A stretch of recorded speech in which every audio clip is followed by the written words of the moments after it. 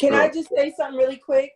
Yeah. Because in the chat, Inzuri had made a comment. Let me tell you a secret.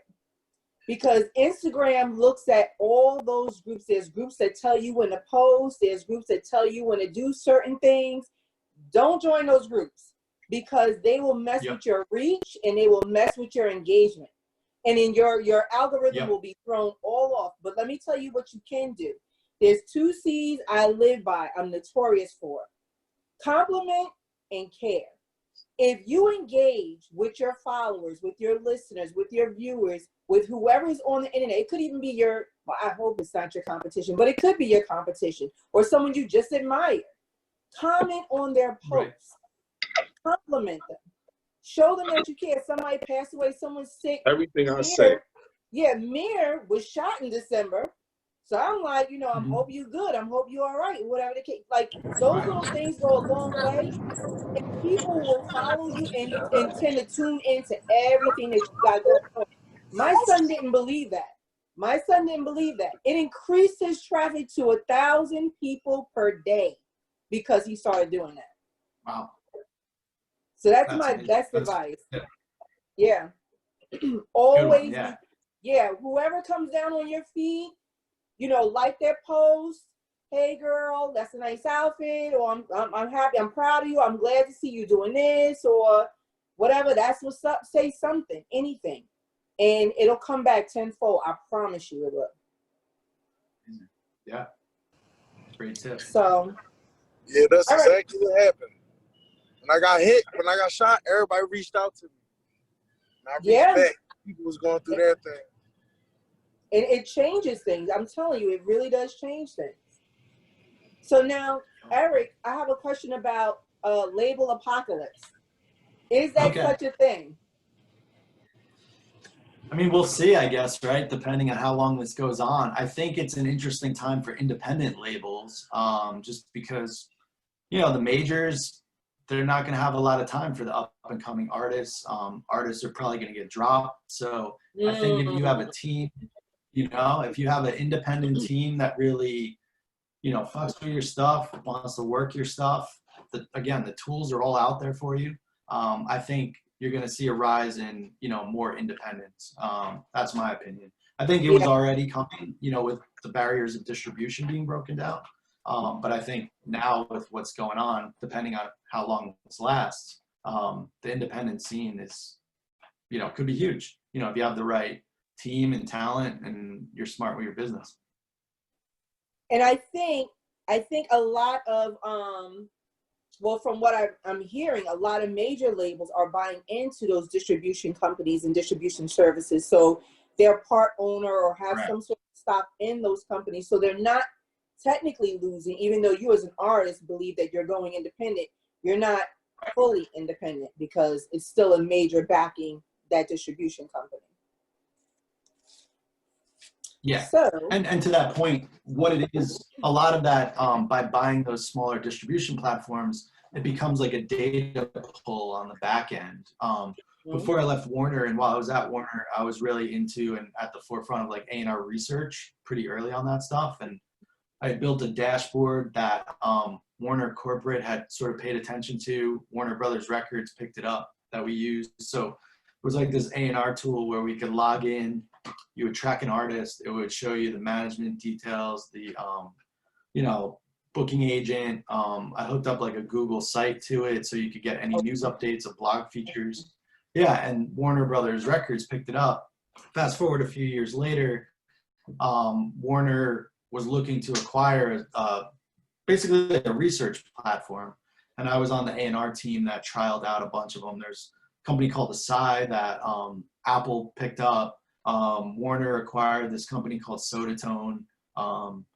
So a lot of times it's just this internal system back to distribution where if you could see inside the system who the top artists are. So from an A&R perspective, you could be like, who are the top 20 artists inside of this dashboard and sign those 20 artists because you have all the stats on them. Right, so right.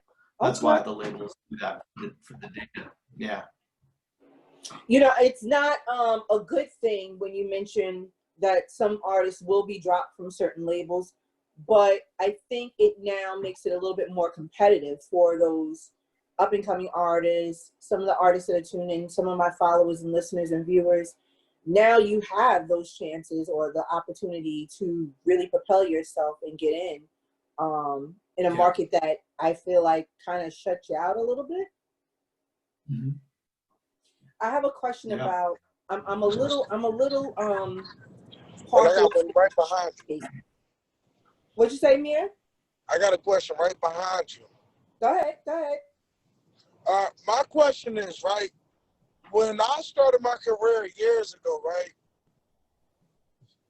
these publishing companies that's this like coming along, how do you know who to choose from? Like, you know how they buy, yo, you can pay for a radio package, and then you put your money into these people's hands, then they don't even do what they say they're gonna do with it. Yeah, so I mean, how do you decipher? Like, cause people be having it so dressed up online nowadays. Cause I do research on it, but it just be like, yo, they have it so dressed up, like they have scam people real quick. And I learned that. That's what made me learn the business side. Yeah, unfortunately, that's the hard thing. You know, it's like you got to really go with word of mouth and see if they're legit or not.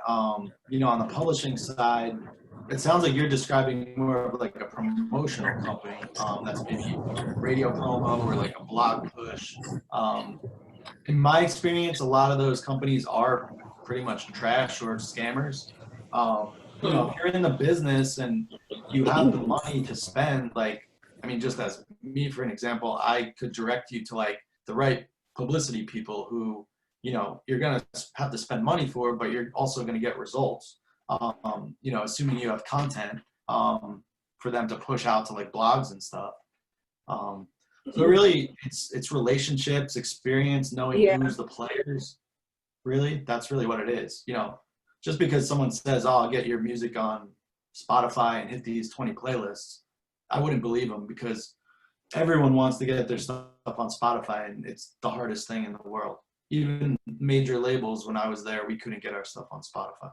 It's a whole other process. Yeah. Okay, so what is your take on showcases? I have a thing about showcases, and I know that sometimes you've been asked to judge a few and stuff like that. Yep. But do you think they're necessary for artists? I mean, that's another one. You know, it could go either way. I think if you have the right people in attendance and you know those people are going to be in attendance, it's probably worthwhile just because of the accessibility.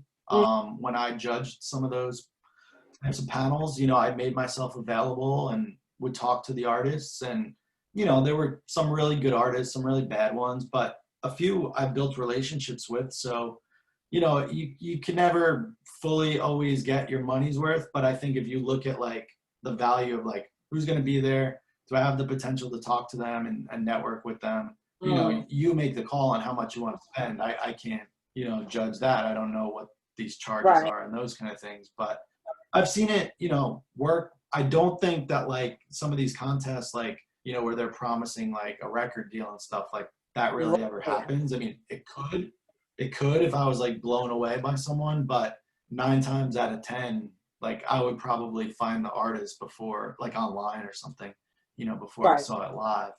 And it also depends on the genres too, because I think like rap and hip hop, the live show isn't as important. I think it's more of an online video, social streaming kind of thing. Whereas like with bands, like a live show is so important because bands are on the road almost 3/4 of, you know, the year just touring. So I think you just have to kind of weigh the options, and if people are on that you feel you want to get to know or reach out to and is a good target, then go for it. But if they're promising stuff, I would take some of that money and focus it more on like a video or like, you know, again, hiring a publicist or something like that. So it just depends on the level of, you know, the showcase. Well, you know what me and my homie used to do? We used to go get a big name and attach our name to it. Then we had charged like artists to open up. Like we made money. Like, but I never like, since I've started, I've never paid to perform nowhere. Yeah. always made money off it. Even if I had 5 fans, I charged them 5 fans probably $50 a ticket. Like, you want to see me, you say you bang my music, them 5 fans, that's a quick little bag in my pocket. I said, I'm cool. I did it. I never paid to perform, and I never fell into the hype of, oh, this person here, A&R, you going to get signed. I never fell into that. Yep. Like, I wasn't going to be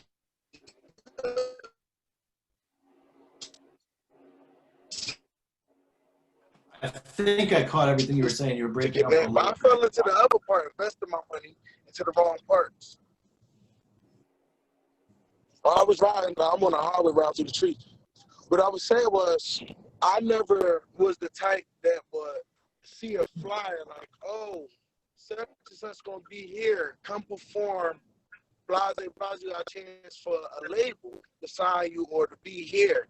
Now, I would go out for like ones where they're like, oh, we could issue you in this magazine if it was something important like that. But most part, me and my homies, we put like our bread together and try to get like an artist that was big in our city. Like, for example, like we could go get O'Malley. O'Malley, we know, got a nice fan base. He only want $1,500. And we'll get the venue. We tell the venue, look, y'all got the bar. Let us get the door. So now we got the venue for free. And we telling you that we bringing a big time celebrity. And he's saying he bringing some friends. So O'Malley might mess around and be like, yo, let's say MLE Chopper come through, Shy Glizzy come through. Now we got other people piling on. Now we just made our bag back. Now we could go pay for a feature or something like that. But where I used to mess up, I would used to take the money and try to put it into a radio package. I was always trying to get it on the radio. Now I knew how to get it to like one DJ and have him spin it. Like Mclellan charge you $4,500 for an 8-week spin. But you know, I was trying to find and learn ways to get it on the radio. I'm like, I know it takes money, but who do I give it to? And that was the big question right there. I just never fell into that.